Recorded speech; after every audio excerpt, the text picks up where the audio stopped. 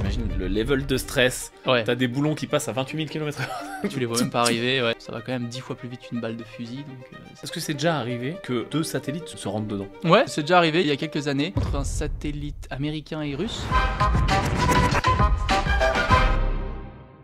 Bonjour et bienvenue sur Les Découvreurs. Aujourd'hui, un épisode passionnant. J'accueille Clément qui fabrique des pièces détachées de satellites. Oui, tout à fait. Et on va apprendre énormément de choses sur le spatial et énormément de choses sur les satellites. Comment est-ce qu'on gère tout ça? Comment est-ce qu'on fait quand il y a la fin de vie d'un satellite? Est-ce qu'on le laisse brûler dans l'atmosphère? Est-ce qu'on l'envoie un petit peu plus loin à la décharge? Et quel est l'impact finalement de toutes les collisions qu'on peut avoir dans l'espace et de tous les déchets spatiaux? C'est tout ce qu'on va voir dans l'épisode d'aujourd'hui. Juste avant de commencer, je remercie chaleureusement notre sponsor Ricordia, des studios d'enregistrement à Nice. 4 studios différents, 4 salles, 4 ambiances, 4 décors et du matériel professionnel. Ça se situe juste en face de l'aéroport de Nice et vous pouvez venir pour tourner tous vos contenus, que vous soyez créateur de contenu, voire même professionnel, une grande entreprise, une petite entreprise. On a toujours besoin de tourner des contenus vidéo de qualité professionnelle. Merci à Ricordia et on est parti pour Les Découvreurs. Clément Profit, bonjour, bienvenue dans Les Découvreurs. Merci. Je suis content de te recevoir parce qu'on t'a vu un petit peu plus tôt et on a très rapidement entreaperçu ce que tu fais. En gros, spoiler alerte, des pièces détachées de satellites. Donc c'est relativement fou. Je fais ta présentation très rapide. Ça sera peut-être incomplet, donc tu pourras ajouter des choses. Bien sûr, le but c'est d'avoir la discussion. Tu es Lead Propulsion Engineer. Ingénieur de propulsion. C'est très stylé comme titre. Tu as une boîte qui s'appelle Ascent Beyond Space, qui donc fait des pièces de satellites, et avec énormément d'enjeux, on va en parler. Et tu essayes de régler un problème finalement mondial, même plus que mondial, spatial, qui est le problème des déchets spatiaux. Alors, waouh, j'ai 512 000 questions. Déjà, ok, c'est quoi le problème des déchets spatiaux? Est-ce qu'on s'en fout pas un peu en fait d'avoir des déchets dans l'espace? Commençons par là. Ok. Ouais, alors c'est plutôt tout à fait l'inverse. Ok. Alors il y a de plus en plus de débris spatiaux dans l'espace. On n'entend peut-être pas tout le temps parler, mais en fait, on lance de plus en plus de satellites. Une fois qu'ils sont en orbite, une fois qu'ils ont fini leur fin de vie, leur mission, on ne sait pas trop quoi en faire. Ouais. Donc on les laisse là-haut, et à force, il y a des collisions ou beaucoup de satellites, d'étages de fusées qui restent, et on augmente les risques de collision entre deux satellites. Et ça peut avoir un gros impact, par exemple dans les satellites qui ont des fonctions comme le GPS, les télécommunications, la météo. Et ça, c'est un impact direct sur nous, sur Terre, où on pourrait avoir des coupures de ces services ou complètement un arrêt. Parce qu'en fait, il y a énormément de trucs qui passent par les satellites. Aujourd'hui, on s'en rend pas compte dans la vie quotidienne, mais le GPS, c'est utilisé déjà pour se guider quand on est en voiture.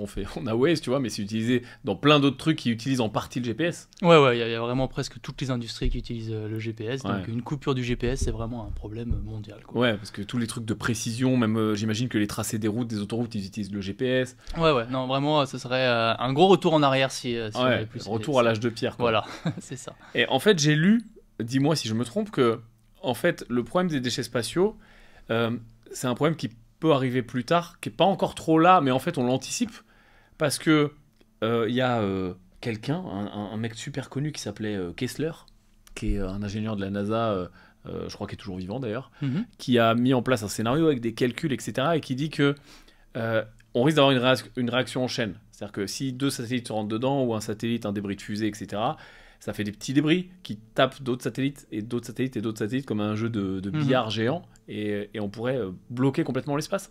Ouais, c'est ça. Alors, on commence à voir les effets. On voit qu'il y a de plus en plus de collisions, où les satellites doivent faire de plus en plus de manœuvres d'évitement de débris, ou d'autres satellites. Mais c'est vrai que c'est quelque chose qu'on essaye de... On s'occupe de ce problème maintenant, pour pas qu'il y ait un problème plus tard, en 2100, où là, ça sera vraiment plus possible d'envoyer un satellite sur certaines orbites. Il y a des orbites qui sont très demandées, les orbites là où on va mettre les GPS, les communications. Si on peut plus mettre de satellites dans ces orbites-là, alors... comment ça marche? Il y a des orbites différentes? Ouais, il y a plusieurs orbites. Il y a des orbites plus ou moins loin de la Terre. Alors les plus près, c'est les orbites basses. Mhm. Donc là, c'est plus observation de la Terre, des fois communication. Par exemple, les satellites Starlink Ouais. sont là-bas. La Station spatiale internationale est aussi Ok. à ces niveaux-là. Et après, on a les orbites un peu plus loin, qui sont un petit peu moins utilisées. Les orbites moyennes. Et après, les orbites géostationnaires. Donc, c'est les orbites où le satellite reste toujours au même point au-dessus de la Terre. Ils tournent Et à la même vitesse. Ils tiennent à la même vitesse. Mhm. Et donc là, c'est tout ce qui est GPS. Ok. Donc voilà, il y a ces satellites-là. Et c'est où qu'il y a le plus de monde? Il y a le plus de monde, les orbites basses en Ok. ce moment. Et là où il y a le plus de débris, c'est entre 600 et 1000 km d'altitude. Un peu en dessous, on a encore l'effet de l'atmosphère qui permet, avec les frottements, de faire rentrer les débris petit à petit dans l'atmosphère et les brûler. Ok. Mais entre 600 et 1000 km, il n'y a plus assez d'atmosphère et là, les débris restent des dizaines d'années, des centaines, milliers d'années. Ok, donc ils restent là en orbite Ouais, presque à... et on peut rien y faire. Non. Alors, on peut rien y faire, ça dépend. S'ils sont assez gros, il y a certaines entreprises qui essayent d'envoyer d'autres satellites, un peu comme un camion poubelle, Mhm. récupérer ces débris et essayer de les ramener dans l'atmosphère pour les faire brûler. Ok. Alors ça, c'est très complexe, parce qu'il faut déjà construire un satellite, traquer le débris, s'approcher, l'attraper, et après le renvoyer. Ça doit coûter une chier d'argent en plus. Ça coûte des dizaines de millions d'euros. Ouais, c'est pas le camion poubelle de Non, Veolia, quoi. Donc il y a certaines entreprises qui essayent de faire ça. Ça va être plus pour des très gros débris. Des étages de fusée. Là, il y a une entreprise qui est en train de s'approcher d'un étage de fusée pour essayer de le ramener. Mhm. Mais pour tout ce qui est petits débris, et là il y en a vraiment une multitude, quoi. On parle d'à peu près 130 millions de débris Ah ouais. qui sont moins d'un centimètre. Et ça, on n'a pas vraiment de solution pas de solution pour les ramener. Donc on doit faire avec pour le moment. Ok. Donc on les évite, quoi. On les évite. Alors le problème, c'est que ces genres de débris, on n'arrive même pas vraiment à savoir où ils sont. On estime leur nombre, mais on ne peut pas vraiment savoir où ils sont, donc il faut avoir un peu de chance. Mhm. Ou alors mettre des systèmes pour essayer de protéger les satellites contre un impact. Mais après, il faut savoir que même un petit débris d'un centimètre, ça va tellement des vitesses hautes qu'une collision a des effets catastrophiques, quoi. Ouais, parce que la vitesse de l'orbite, si je me trompe pas, de mes vieux cours, c'est 28 000 km/h, un truc comme ça. C'est ça, les orbites basses, c'est Ouais. 28 000 km/h. Donc t'as un boulon qui se promène à 28 000 km/h. Satellite, Ouais, si c'est- ça tape au mauvais endroit, c'est fini. Ouais, ou même un astronaute. Oh, bah là, oui, il est mort. Ah ouais, ça c'est compliqué quand même. Ouais. Et du coup, tu disais que les satellites pouvaient éviter les gros débris? Genre Alors, les satellites, ils peuvent, ouais. on peut les contrôler? Alors, on peut, quand on a des systèmes, comme les systèmes qu'on offre, des systèmes par exemple de propulsion. Ok. Donc là, on va mettre un système, on l'embarque dans le satellite avant qu'on le lance. C'est des petits moteurs de fusée en fait. Ok. Et là, on arrive à changer l'orbite et pouvoir du coup éviter une collision avec un autre satellite ou un débris quand on l'a prévu à l'avance, quoi. Hmm. Et donc voilà, oui, ça permet de faire ça. Et est-ce que c'est déjà arrivé que deux satellites se rentrent dedans? Ouais, c'est déjà arrivé il y a quelques années. Alors si ma mémoire est bonne, c'était entre un satellite américain et russe. Ouais. Et ça a causé... Le problème, c'est que quand il y a une collision comme ça crée plein d'autres débris, qui partent sur les orbites des fois un petit peu différentes et qui peuvent avoir des impacts sur encore d'autres satellites. Donc c'est déjà arrivé avec ces collisions comme ça. Aussi récemment, on a eu certains comment on appelle, pays Ouais. qui ont envoyé des missiles sur leur propre satellite pour tester leurs missiles, pour pouvoir détruire un satellite. Ah ouais. Ça a du coup Ça aide engendré pas plein pour de les- débris. Ça aide pas pour les débris. Non. Ok. Non. Donc il y en a eu ça récemment avec la Russie qui a fait ces tirs-là. Et j'ai vu aussi que la station spatiale internationale, Ouais. il y avait eu une alerte super. Alors il y a souvent des alertes Ouais, de ouais. débris, etc. Il y en avait une je sais plus quand c'était, qui avait été super tendue, où ils ont failli évacuer, ils étaient à deux doigts. Bah, si je me trompe pas, je crois que c'était dû à ça, dû Ouais. au fait qu'un de satellites avait été détruit par un missile et, Ah, les, ok. et les débris étaient vraiment sur une orbite proche de la station spatiale, donc ils étaient dans les capsules, prêts à, Ouais, prêt à appuyer partir. sur le bouton, Voilà, quoi. prêts à partir. Alors, j'imagine le level de stress. Ouais. T'as des boulons qui passent à 28 000 km/h. Tu les vois même pas arriver, ouais. Ouais. À tout moment, tu Ouais. les vois pas arriver. en Non, plus. Ouais, pas du tout. donc, Bah, t'éteins ça va. la lumière, c'est. Ça va quand même 10 fois plus vite qu'une balle de fusil, donc c'est vraiment. C'est des vitesses, on s'imagine pas comme ça, mais ça va très vite. Ok. Alors du coup, maintenant que les gens comprennent un peu l'enjeu finalement, Ouais. de pas bloquer les orbites, de pas détruire des satellites, de pas tuer des humains, Ouais. qu'est-ce que vous faites vous dans votre boîte? Déjà, ok. Comment vous êtes organisé et comment vous réglez ce problème-là? Ouais. Bah alors nous, à Ascend Beyond Space, on a développé plusieurs types de produits qui se mettent avant que les satellites partent en orbite, donc partent sur des fusées. Donc vraiment de la pièce détachée. Quand La je disais pièce, de la voilà. pièce détachée, c'est vraiment ça, quoi. Voilà, c'est des sous-systèmes qu'on met Ok. sur les satellites. Donc on a différents systèmes, et en fait, les enjeux, c'est, ou peut-être entendu déjà parler, mais c'est déjà désorbiter le satellite. Ouais. Donc avec ça, on freine. Et comment on freine? On freine avec un système de propulsion. On va les voir après. Voilà, je pourrais Ouais. le montrer. Avec un système de propulsion, on va freiner le satellite pour qu'il rentre dans les couches de l'atmosphère, qu'il se fasse encore plus freiner, qu'il brûle avec la vitesse. Ok. Donc là, on le détruit, On le détruit. on le fait cramer. Voilà. Ok. Il y a une autre solution quand les satellites sont un peu dans des orbites plus hautes, donc Ouais. par exemple géostationnaires. Là, ça demande trop d'énergie de les ramener sur Terre, donc on va les emmener un peu plus haut sur une orbite qu'on n'utilisera pas, qu'on appelle les orbites cimetières. Ok. Donc on les met là-bas, loin. On sait qu'on Et en n'utilisera plus, pas ces plus on orbites. est loin, plus il y a de la place. Voilà. Donc ok. Ouais, on parle vraiment il y a quand même beaucoup de place Ok. dans, Oui. dans l'espace. Ça s'appelle l'espace. Ouais. Donc ça, c'est le premier système qu'on va commercialiser. Ok. Et les autres parties, on entend un peu moins parler de cette partie-là, c'est ce qu'on appelle la passivation des satellites. Donc c'est rendre les satellites inertes avant de les désorbiter.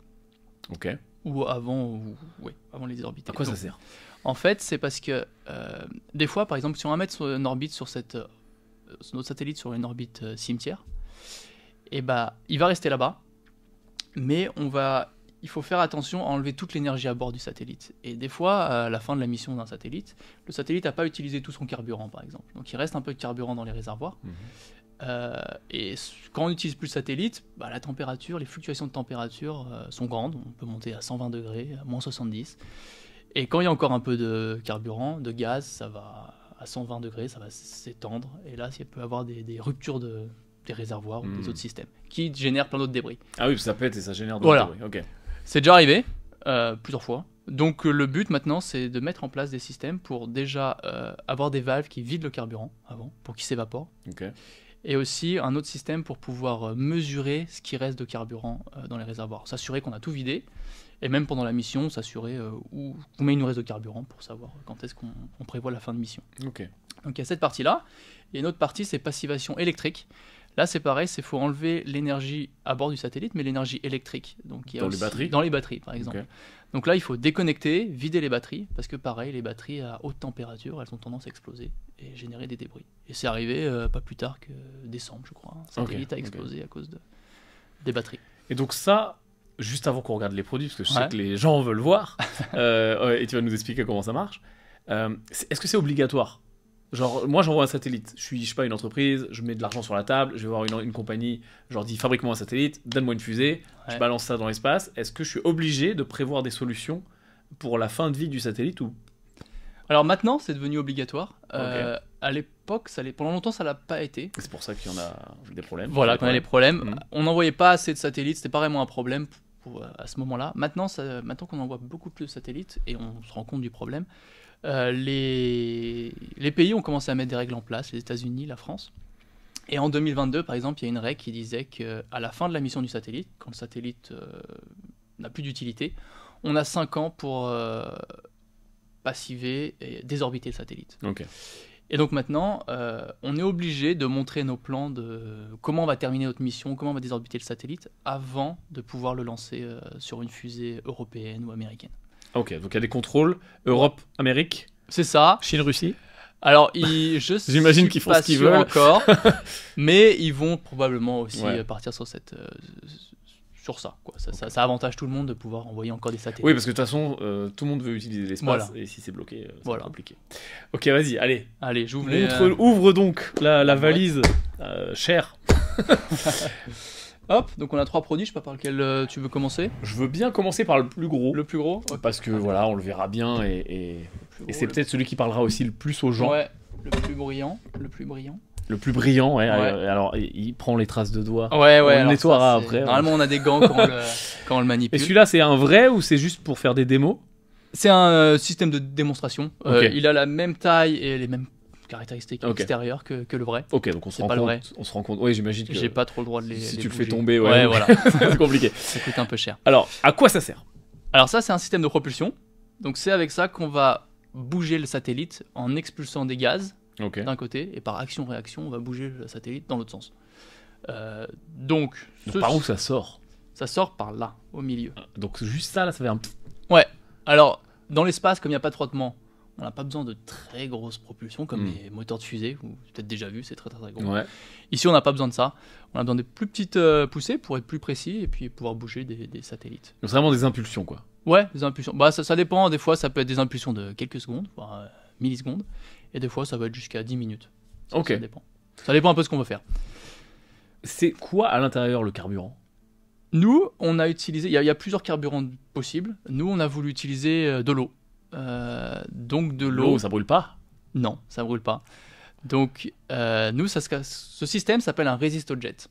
Ok. Le but, c'est qu'on prenne un liquide ou un gaz. Ici, c'est de l'eau.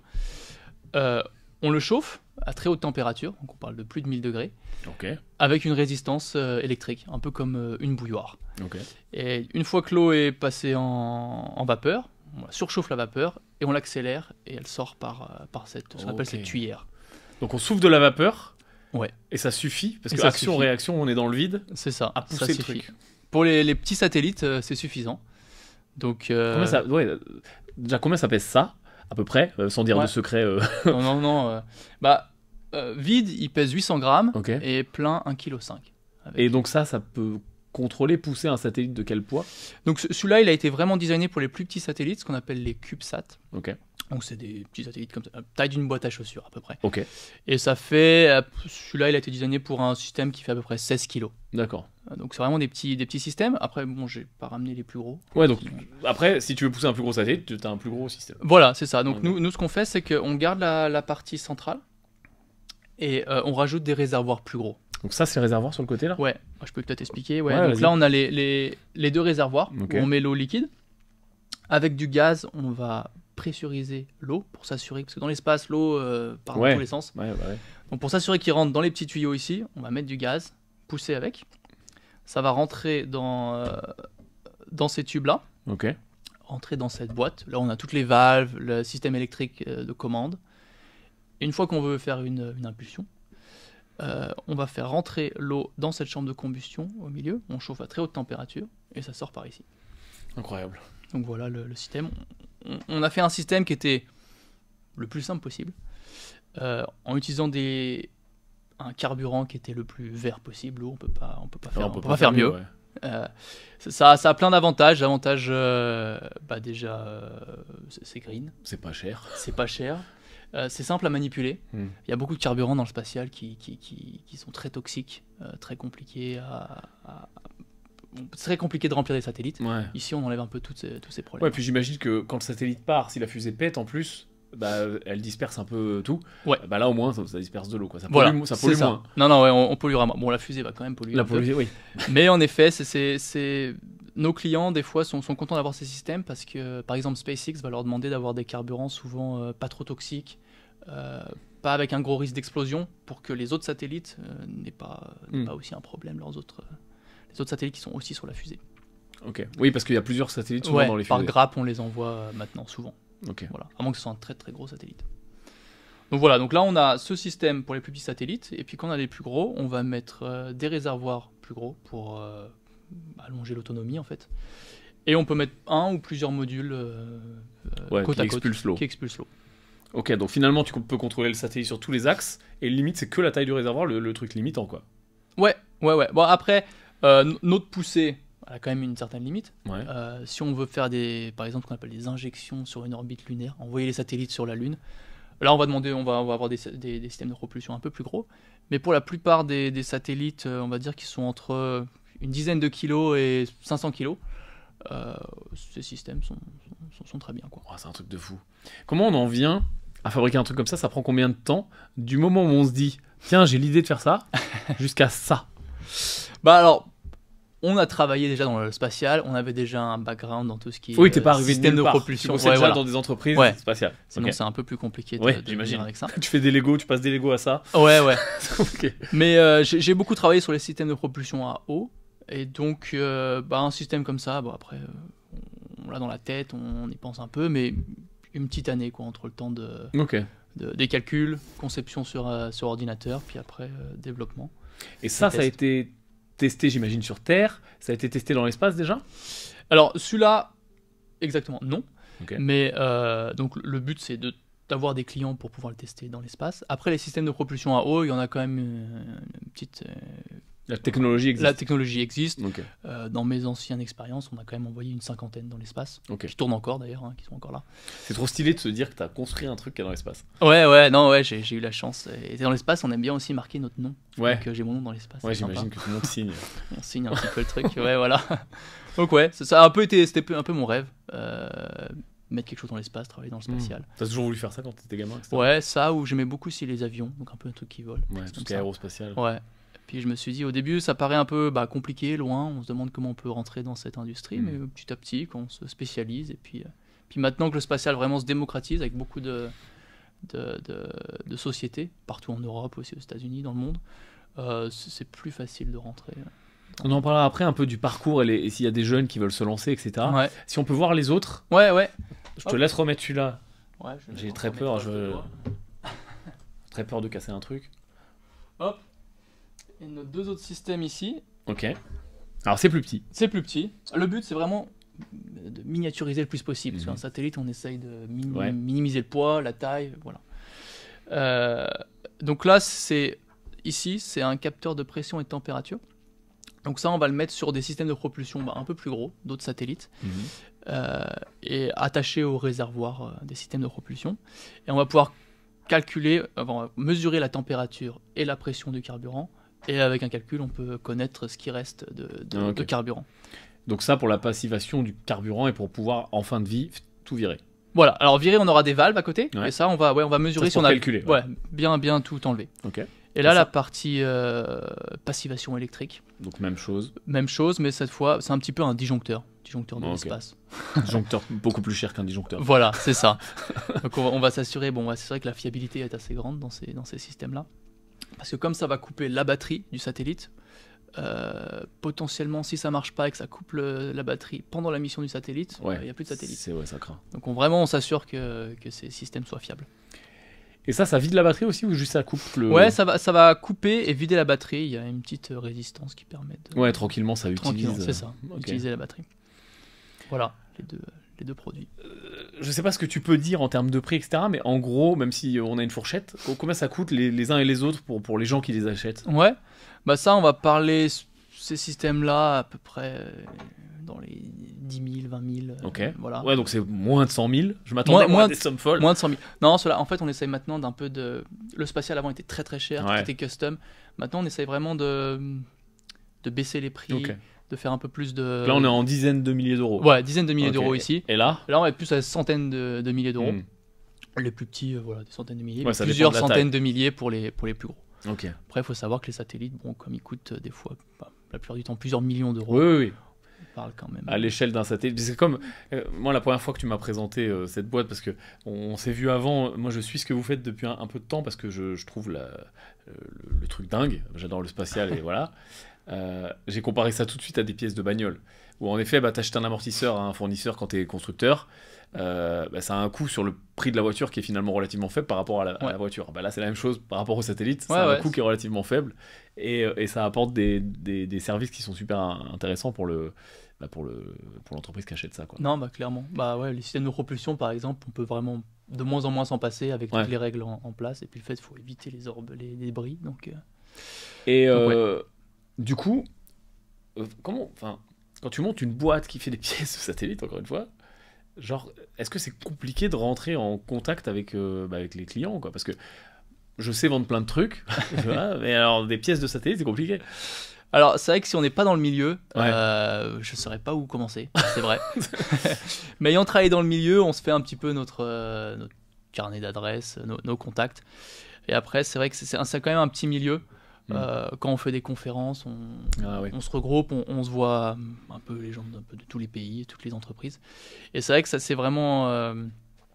ça se fait à la confiance. Les gens après savent ce que vous faites, ont déjà travaillé avec vous. Si techniquement les produits leur convient, alors dans ce cas-là, on vend les produits comme ça, quoi. Okay. Mais c'est beaucoup de conférences, montrer nos produits, faire des discours, montrer les caractéristiques. Montrer les tests, etc. Ouais. Beaucoup de tests, ouais. Il faut faire, voilà. On teste tous les systèmes dans le spatial. Même si maintenant on essaie de faire un petit peu moins de tests pour réduire les coûts. Le principal coût du spatial, c'est vraiment les tests, quoi. Et dans le passé, il y en avait tellement que les prix étaient vraiment très très très hauts. Est-ce que là, vous devez faire des tests sur les vols 0G, etc. Non, on fait pas sur les vols 0G. Je sais qu'il y en a qui ont essayé. Ouais. Ça a un peu c'est compliqué de tester un système, par exemple, de propulsion en vol 0G. Parce qu'avec toutes les perturbations, l'avion n'est pas complètement en 0G. Et comme on a des poussées assez faibles, chaque perturbation pourrait... c'est super dur de calculer. De calculer après, d'enlever ce qui vient de l'avion, de ce qui vient vraiment du système de propulsion, c'est un peu compliqué. Je sais qu'il y en a qui ont un peu essayé. Pour l'instant, ça marche pas complètement, mais donc en fait, nous, ce qu'on fait, c'est plutôt on a des systèmes sur Terre, on a des chambres sous vide. En fait, on a des pompes, on reproduit le vide spatial, et là-dessus, on va faire fonctionner le moteur et s'assurer que tout marche bien. On a la même chose avec un peu des fours qui mettent en température ou qui peuvent descendre à des températures négatives. Oui, parce qu'il faut tester à la température de l'espace. Ouais. C'est quoi la plage de fonctionnement là en termes de température, par exemple? Alors celui-là, comme on a de l'eau, on essaye de limiter entre 5 et 80 degrés en température. Donc ça veut dire qu'il faut l'isoler? Ouais, alors tous les satellites ont des systèmes de régulation de température. Les batteries, par exemple, n'aiment pas trop aller en basse température. Tu vois déjà sur un iPhone, quand tu vas au ski, la batterie en veut plus. C'est ça. Ouais. Mais l'extérieur des satellites est vite, quand on est au soleil, à 120 degrés, moins 40 quand on est à l'ombre. Donc il y a vraiment des intervalles de température. Donc après, le satellite, il faut qu'il gère un peu sa température et s'assurer que ces systèmes restent aux températures qu'on donne.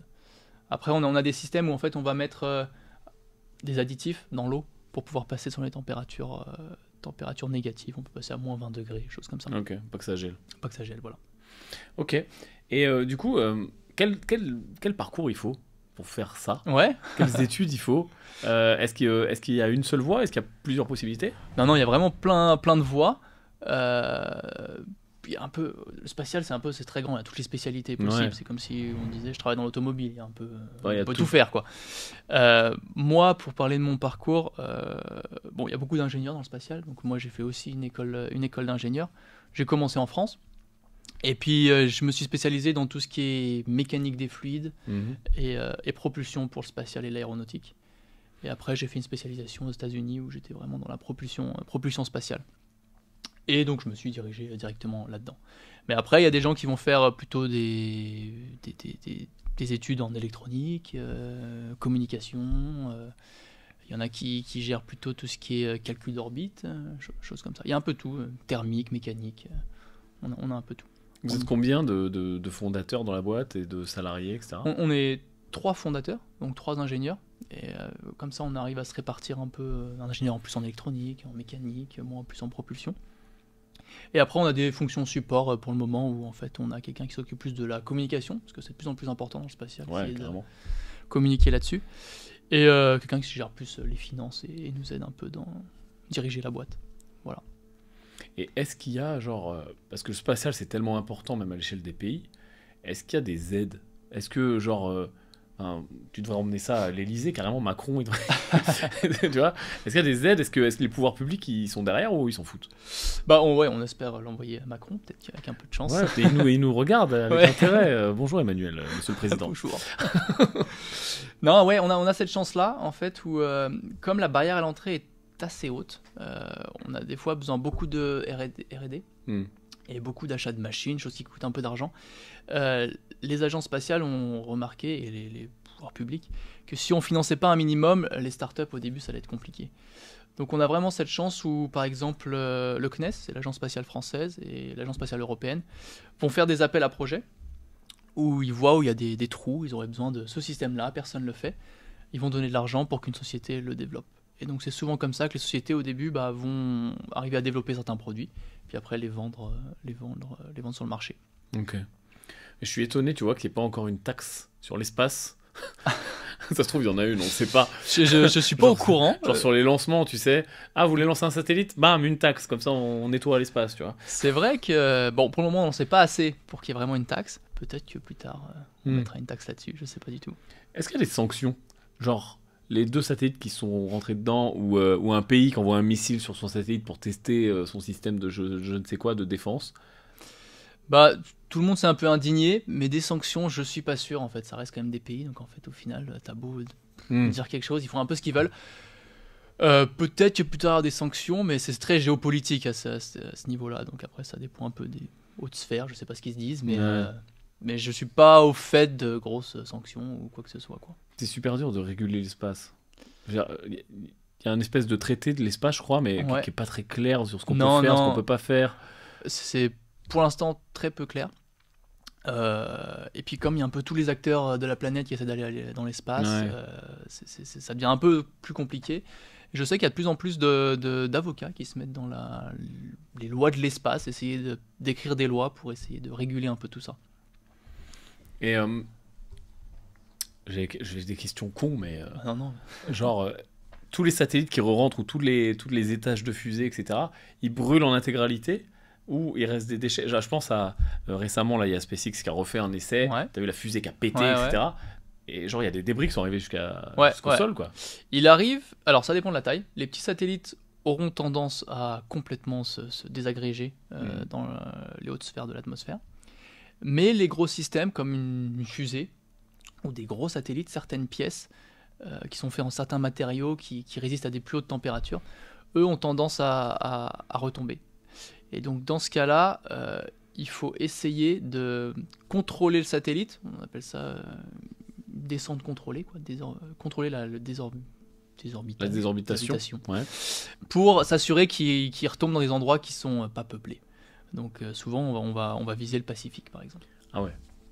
Mais c'est pas tout le temps possible. Si un satellite par exemple d'un coup ne fonctionne plus, bah là il va tomber là où il va tomber. On essaie de faire des calculs, on essaye de si c'est une zone peuplée, on va essayer d'avertir les gens. Mais il y a plein de fois, en ce moment c'est vraiment encore un trou, où il y a plein de fois où les trucs retombent, on découvre dans le jardin un réservoir. Il y a plein d'histoires de toits, de trous dans le toit, de machin. Ouais. Ça n'a pas encore fait de mort ou vraiment de blessés, je crois, mais c'est un peu... ça va arriver si on continue comme ça, quoi. Il y a des mecs qui s'amusent à récupérer les tuiles thermiques là, de Starship, et qui les vendent sur Amazon, etc. C'est incroyable. Ouais, en fait, j'étais à 2 doigts d'en acheter une. Ah ouais.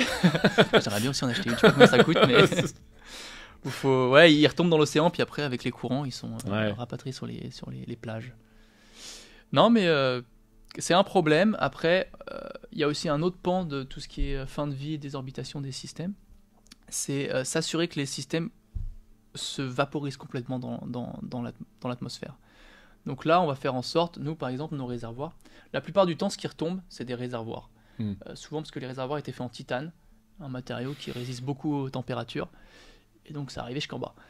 Nous, par exemple, on fait en sorte que nos réservoirs sont faits en aluminium, ce qui va se décomposer complètement dans l'atmosphère. Donc il y a vraiment cette partie, faire en sorte que le satellite, il se fracture rapidement dans l'atmosphère pour que tout brûle, et on essaye de s'assurer de ça de plus en plus. Compliqué parce que d'un côté, il faut que ça soit super solide et que ça résiste à la chaleur, etc.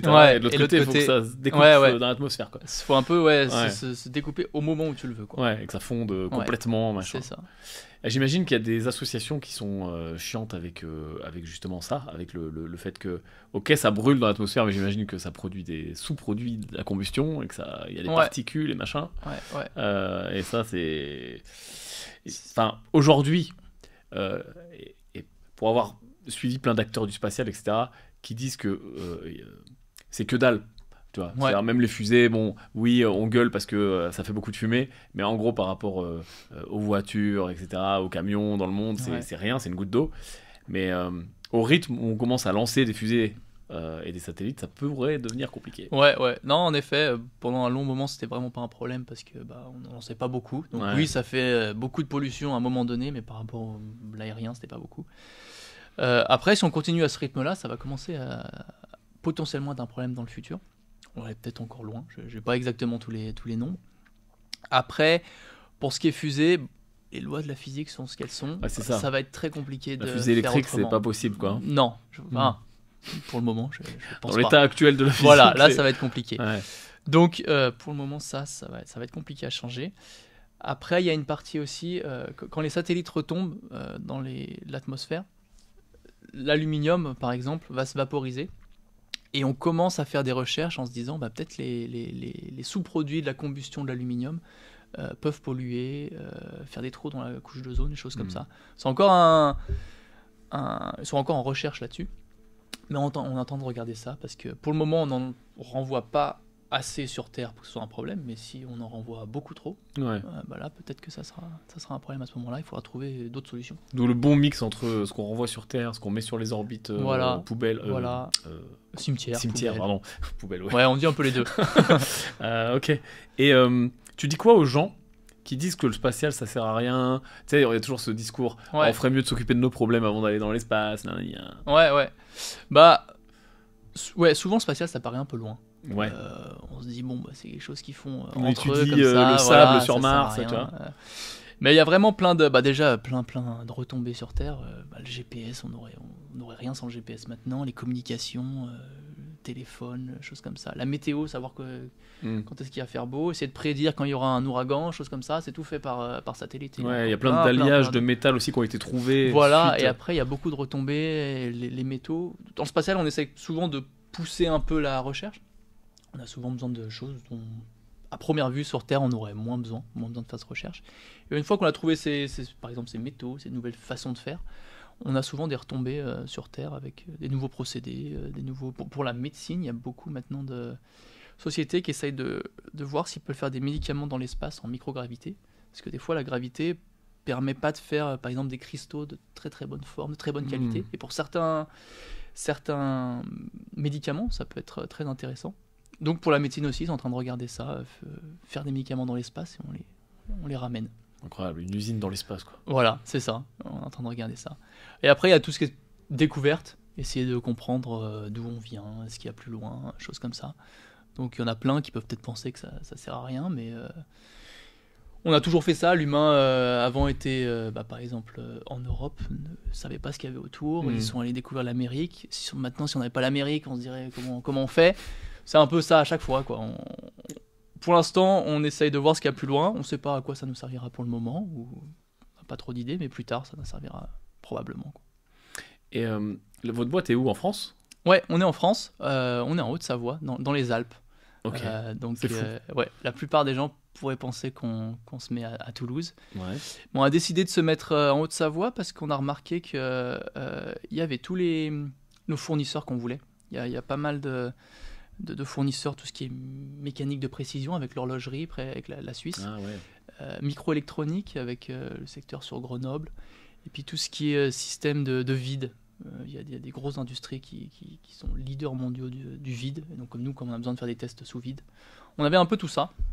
Et puis le cadre est très très sympa, et on s'est dit pour attirer des futurs talents, choses comme ça, dans la zone, ça serait une bonne idée. Vous n'êtes pas dit genre Silicon Valley, États-Unis? Pour le moment, non. C'est vrai que pour le moment, on s'est mis en Europe. L'Europe commence vraiment à grossir niveau start-up du spatial. Il y en a de plus en plus en France et un peu partout. Mais c'est vrai qu'on a une grande part aussi de nos clients qui seront aux États-Unis. Donc après, à voir, certaines entreprises vont faire une implémentation aussi aux États-Unis avec une usine ou des bureaux. On va voir, potentiellement, on n'enlève pas ça. Et là, vous en êtes tout dans le process. Donc on voit que les produits sont là, sont finis, sont testés. Genre, il y a des premiers clients, pas encore, des discussions, c'est comment? Donc là, pour l'instant, on a fait... Donc tout ça, c'est un peu des premiers prototypes. On a fait les tests, on a montré que ça marchait bien. Il va falloir encore qu'on passe sur une phase de qualification rigoureuse. On va faire vraiment tous les tests un par un et montrer vraiment que tout marche bien. Donc pour le moment, on a c'est preuve de concept. Et le but maintenant, c'est d'être soutenu par les agences spatiales françaises et européennes. Donc on est en discussion avec eux sur plusieurs de nos produits qui sont intéressés. Et on a pas mal d'intérêt par des gros ou plus petits acteurs en France, les grosses entreprises qu'on connaît. Donc on a de plus en plus de lettres d'intention, d'intérêt dans ces produits. Ça commence à bouger. Voilà. Et là, le but, c'est assez rapidement d'essayer de faire une levée de fonds pour vraiment accélérer. Le but, c'est d'avoir une usine, en fait, une salle blanche où on les construit, on les teste et puis on les vend. Vous avez un site, un truc pour les gens qui nous regardent, parce que je connais la puissance du réseau. Parfois, il y en a un qui connaît quelqu'un qui connaît quelqu'un. Où est-ce qu'on peut trouver les infos ? Ouais, alors notre site, c'est Ascend Beyond Space. Je le mettrai en dessous. Ouais. Vous le verrez. On peut voir un peu tous nos produits. C'est tout en anglais. Dans Spatial, on est plutôt en anglais. C'est normal. Si on ne comprend pas l'anglais en 2025, il faut arrêter, il faut changer de planète. Mais donc voilà, vous pouvez trouver toutes les informations de nos produits, ce qu'on fait, des choses comme ça. Voilà. Top. Bah écoute, je te remercie beaucoup. C'était super intéressant, vraiment. Le spatial, tu pourrais faire des dizaines d'heures sur le sujet. J'espère que ça vous a plu. N'hésitez pas à poser vos questions. Des vidéos spatiales, on va en faire plein parce que ça s'arrête jamais. Et il y a tellement de sous-industries et de métiers et de spécialités et de vulgarisation à faire avec le spatial que c'est très cool. Dites-moi si ça vous intéresse. Je vous rappelle qu'on fait une vidéo toutes les semaines. Vous nous trouvez sur toutes les plateformes en tapant les découvreurs, vidéo, audio, podcast, toutes les plateformes de podcast, etc. Merci beaucoup Clément. Merci à toi. C'était un plaisir. À bientôt.